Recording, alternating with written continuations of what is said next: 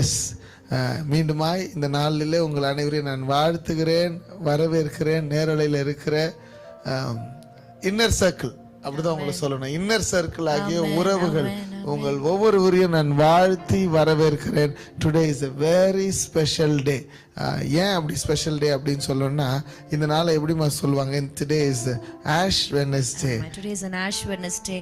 நிறைய புதன்கிழமைகளை நாம் பார்த்து கொண்டிருக்கிறோம். ஒவ்வொரு புதன்கிழமை mornings with maker celebration night, இதுதான் நம்மளுடைய மைண்ட்ல இருக்கு. But today is a very very special Wednesday. இது இந்த லெந்து நாட்கள் அப்படின்னு சொல்லப்படுகிற இந்த 40 நாட்களினுடைய ஆரம்ப நாளாக இந்த நாள் அமைகிறது. நம்மளுக்கு எல்லாருக்குமே தெரியும்.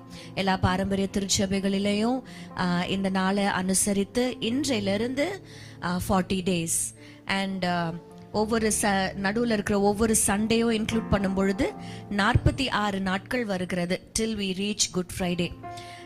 இந்த நாட்களை பிரத்யேகமாய் விசேஷப்படுத்தி கர்த்தருடைய சமூகத்துல நம்மளை தாழ்த்தவும், அவருடைய சிலுவைக்கு நேரா இன்னும் க்ளோசரா, அவருடைய சிலுவையின் நிழலில் இன்னும் நிறைய நேரம் அமரவும், இன்னும் இன்னைக்கு நம்ம வந்தோன்னு சொன்னோம்ல, பரிசுத்தத்துல ஒரு ஸ்டெப் ஃபார்வர்ட், எஸ், ஹோலினஸ்ல one step forward. These days are going to be useful for that. Amen. இன்றைக்கு அந்த சாம்பல் புதனினுடைய வாழ்த்துக்களை உங்களுக்கு நாங்கள் தெரிவித்துக் கொள்கிறோம். I think these days are very happy days for us. ஆமா, ரொம்ப சந்தோஷமான நாட்கள் இது. யூசுவலா துக்க நாட்கள் அப்படின்வாங்க. நோ, இந்த நாட்கள் தான் சந்தோஷமான நாட்கள். ஆண்டவர் நம்மோடு கூட நிறைய இடைப்படுகிற நாட்கள், நிறைய ஜெபிக்கிற நாட்கள், நிறைய பைபிள் வாசிக்கிற நாட்கள், ஆண்டவரோடு கூட இன்னும் அந்த இன்டிமசியை டெவலப் பண்ற ஒரு நாட்கள் இது. ஆமென். நான் யோசிச்சு பார்த்தா நீர் இல்லாம அப்பதான் எழுதி இருக்கிறேன். ஆமா, எங்களுடைய நிறைய ஆசீர்வாதம் இன்னும் எழுத ஆரம்பிச்சது அப்பதான் எழுத ஆரம்பிச்சிருக்கிறேன். நிறைய பாடல்கள் என்னால சொல்ல முடியும். நிறைய பாடல்கள் இந்த சீசன்ல இந்த 40 நாட்கள் ஆண்டவர் கொடுத்திருக்கிறார்.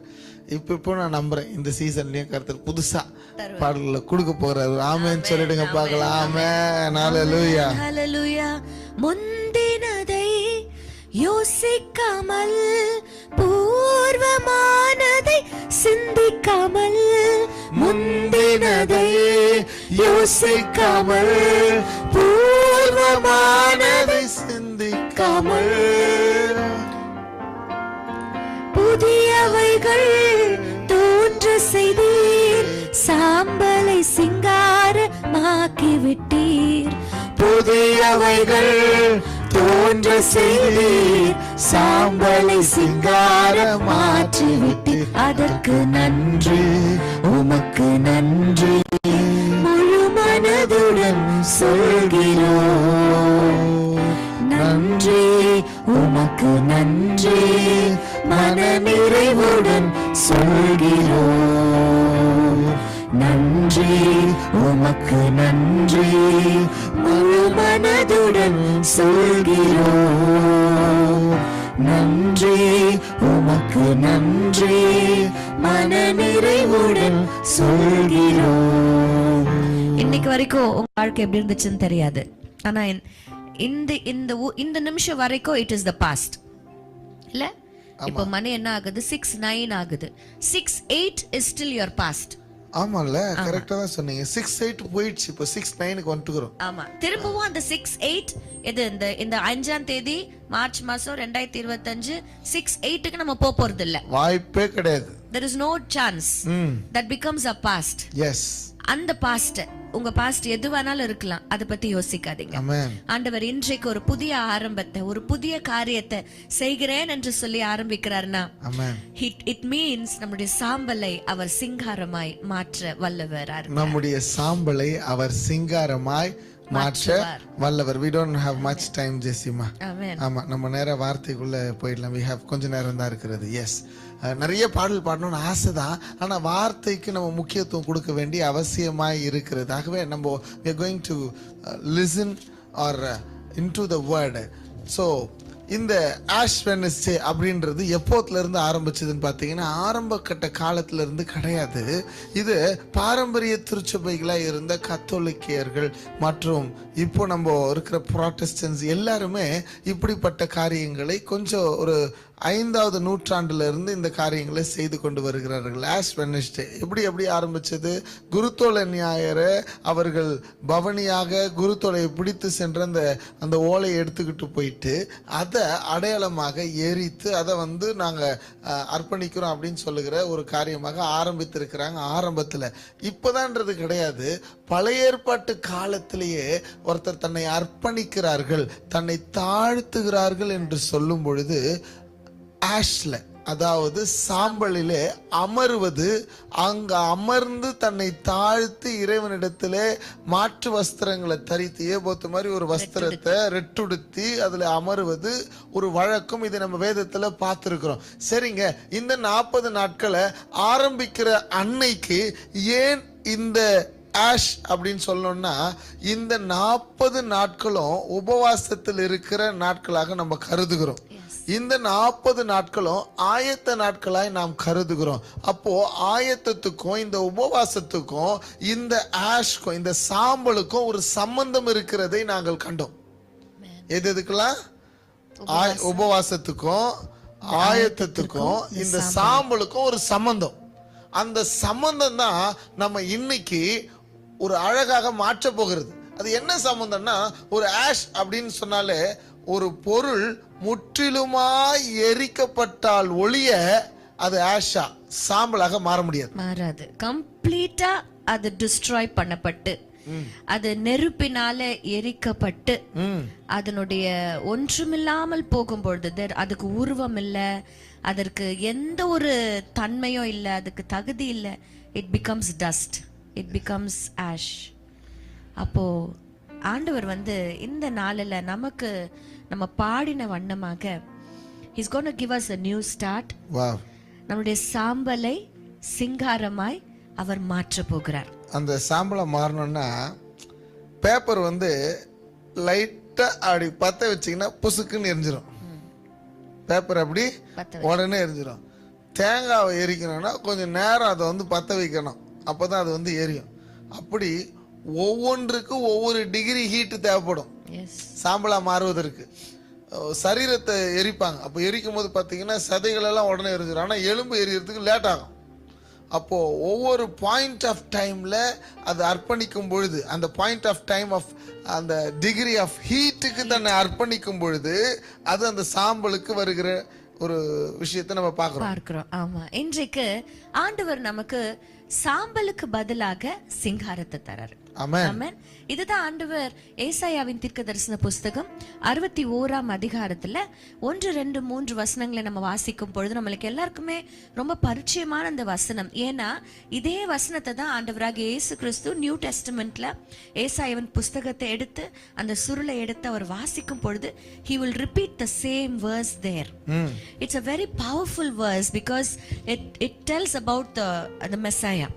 கர்த்தராகிய தேவனுடைய ஆவியானவர் என் மேல் இருக்கிறார், சிறுமைப்பட்டவர்களுக்கு சுவிசேஷத்தை அறிவிக்க கர்த்தர் என்னை அபிஷேகம் பண்ணினார், இருதயம் நொறுங்குண்டவர்களை காயம் கட்டுதலையும், சிறைப்பட்டவர்களுக்கு விடுதலையையும், கட்டுண்டவர்களுக்கு கட்டவிழ்தலையும் கூறவும், கர்த்தருடைய அனுக்கிரக வருஷத்தையும் நம்முடைய தேவ நீதியை சரிக்கட்டும் நாளையும் கூறவும், துயரப்பட்ட அனைவருக்கும் ஆறுதல் செய்யவும், சியோனிலே துயரப்பட்டவர்களை சீர்படுத்தவும், அவர்களுக்கு சாம்பலுக்கு பதிலாக சிங்காரத்தையும், துயரத்துக்கு பதிலாக ஆனந்த தைலத்தையும், ஒடுங்கின ஆவிக்கு பதிலாக துதியின் உடையையும் கொடுக்கவும் அவர் என்னை அனுப்பினார். ஆமென். சாம்பலுக்கு பதிலாக சிங்காரம், சாம்பல் அதற்கு பதிலாக சிங்காரம்.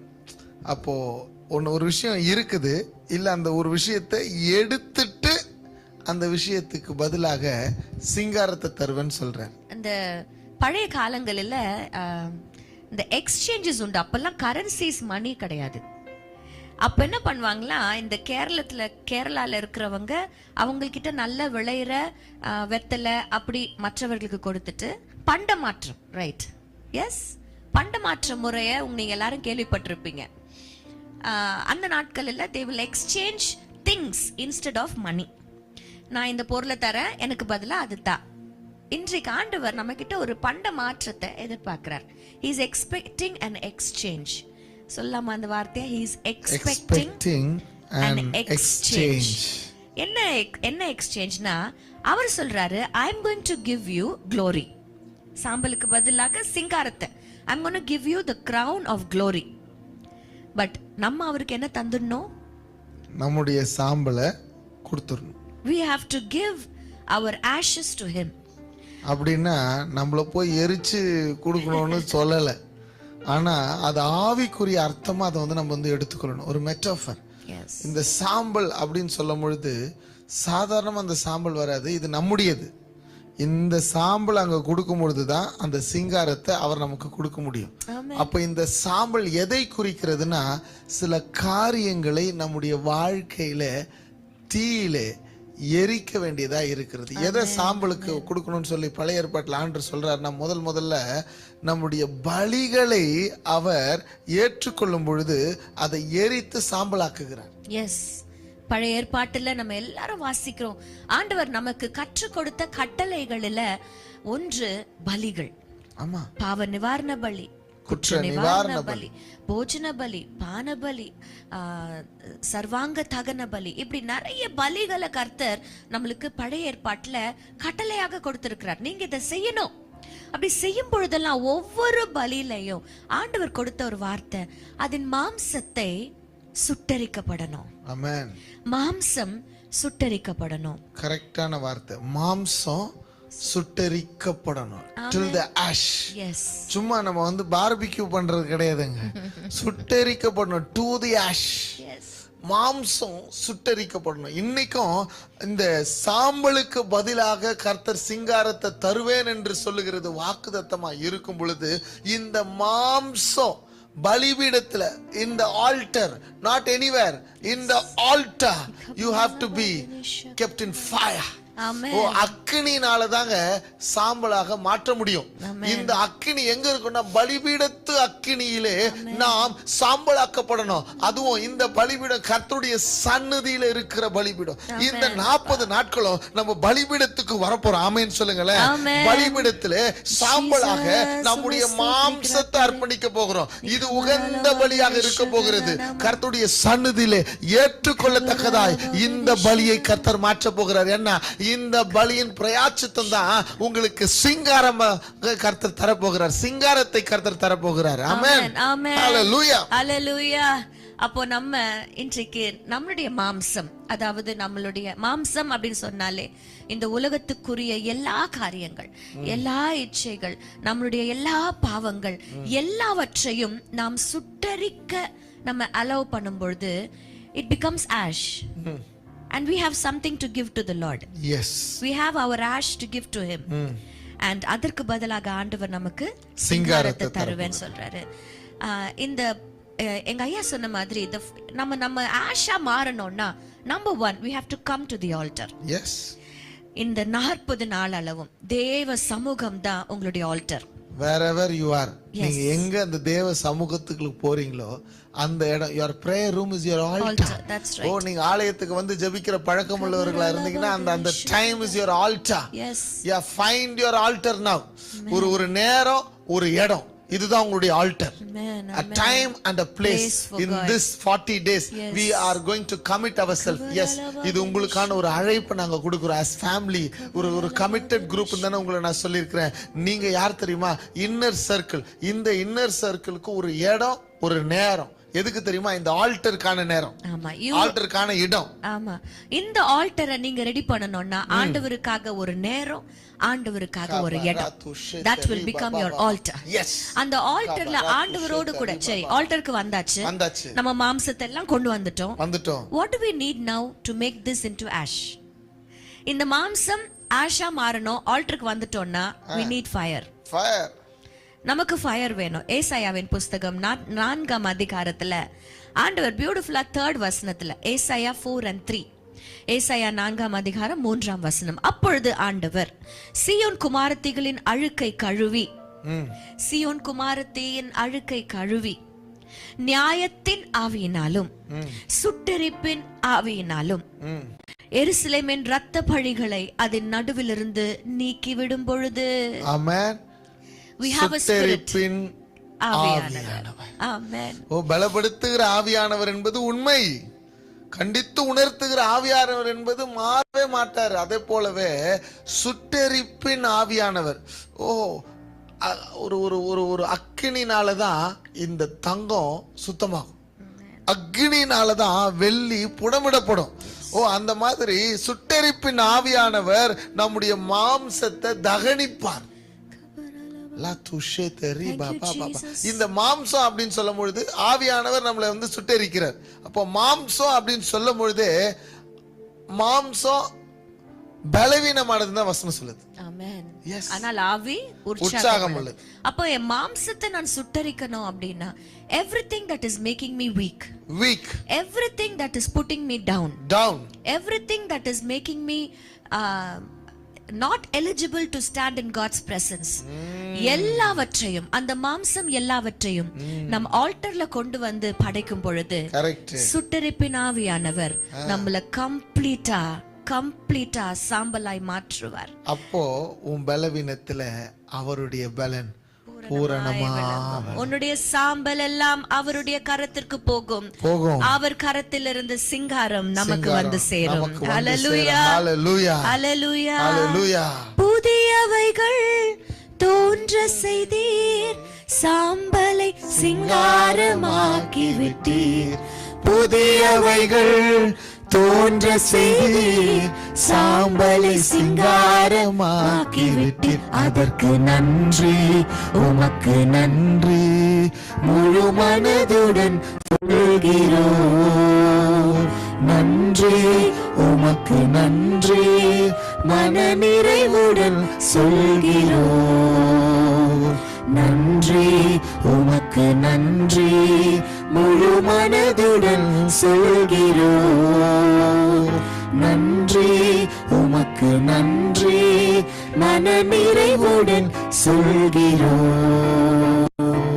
ஒரு காரியத்தை மாத்திரம் நாங்க சொல்லி முடிக்க போகிறோம். எவ்ரி டைம் இந்த பலியை குறித்து பழைய ஏற்பாட்டுல சொல்லப்படும் பொழுது ஒரு வார்த்தை ஆண்டவர் ரொம்ப ஸ்பெசிபிக்கா சொல்லிக்கிட்டே இருந்தார். என்ன தெரியுமாங்க? விடியற் காலம் வரைக்கும் ஒன்றும் அதுல மீதியாய் இருக்க கூடாது.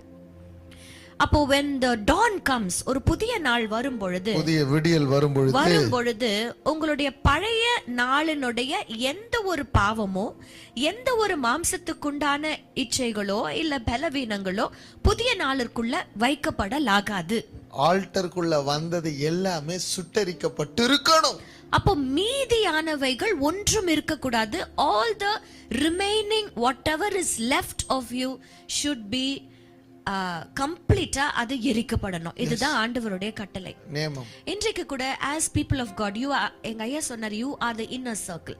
எஸ், ஆண்டவரோடு கூட இருக்கிற, இந்த ஊழியத்தோட இருக்கிற இந்த இன்னர் சர்க்கிள்ல ஆண்டவர் உங்களை வச்சிருக்கிறார். நமக்குள்ள நிறைய நல்ல குவாலிட்டிஸ், நிறைய குட் குவாலிட்டிஸ், கேரக்டர்ஸ் ஆண்டவர் வச்சிருக்கிறார். But still there is something left of us. அது சுட்டரிக்கப்பட வேண்டிய கட்டாயத்துல நம்ம இருக்கோம். ஏன்னா இந்த மீதியா இருக்கிற இந்த மாம்சத்தை நம்ம சுட்டரிக்கும் பொழுது அது பலியாக மாறும். ஆமென். அந்த மீதியா வச்சிருக்கோம் தெரியுமா? நம்ம நல்லா தான் இருக்கோம். மேபி நம்ம நல்ல ஜெபிக்கிறவங்களா இருக்கலாம், நல்ல பைபிள் வாசிக்கிறவர்களா இருக்கலாம், நல்ல உபவாசிக்கிறவர்களா இருக்கலாம்.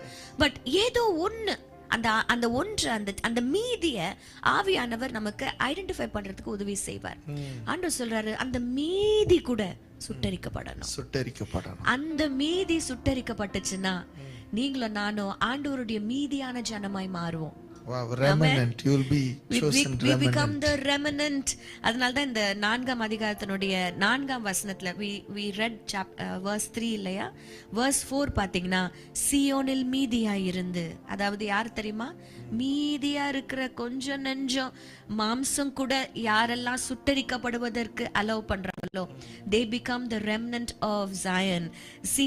சியோனில் மீதியாய் இருந்து, எருசலேமில் தரித்திருந்து, ஜீவனுக்கென்று பேர் எழுதப்பட்ட எவனும் பரிசுத்தன் என்று சொல்லப்படுவான். பரிசுத்தன் என்று சொல்லப்படுவான். ஜீவனுக்கென்று பேர் எழுதப்படுவோம். ஆமென். பரிசுத்தவான் என்று சொல்லப்படுவோம். ஆமென். இந்த blessing நமக்கு வேணும்னா, ஆமென், complete surrender. Yes, to the ash. Yes, complete கம்ப்ளீட்டா நம்மள ஆஷாய் மாற்றுவதற்காக ஆமென் அந்த சுட்டெரிப்பின் ஆவியானவர் ஆமென் அவர் இறங்கி வந்து அன்றைக்கு ஏசாயாவின் நாவை பலிபீடத்தில் இருந்து வந்த அந்த அக்கினி தொட்டது போல அவன் உதடுகள் அசுத்த உதடுகள் உள்ள மனுஷன் நான் அப்படின்னு சொல்லும் பொழுதே அந்த அசுத்தம் cleanse பண்ணப்படணும்னா there was a fire there from the altar of God.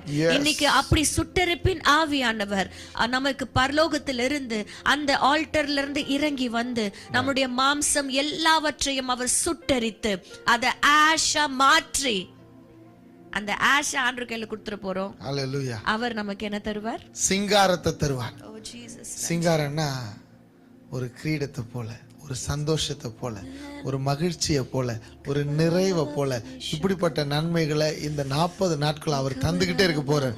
நம்மளுக்கு சிங்காரத்தை கொடுத்துக்கிட்டே இருக்க போறார்.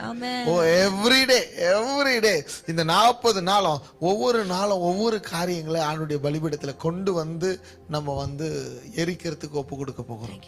தேங்க்யூ அப்பா.